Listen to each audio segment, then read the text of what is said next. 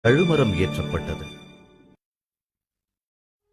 வேதத்திற்கு சாட்சியாய், வேத சாட்சியாய் அன்பர் அருளானந்தர் தலை வெட்டுண்ட இடத்தில் தலைநிமிர்ந்து நிற்கிறது. கிபி 1734 கட்டப்பட்டது இவ்வாலயம். 8/4/1852 அருளானந்தருக்கு முக்திப்பேறு கிடைத்ததின் நினைவாக 1890 இவ்வாலயம் எழுப்பப்பட்டது.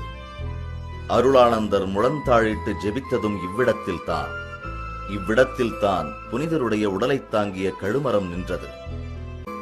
புனிதரின் உடலைத் தாங்கிய கழுமரத்தின் ஒரு பகுதி புனிதர் பயன்படுத்தி ஜெபித்த பாடுபட்ட சுரூபம்.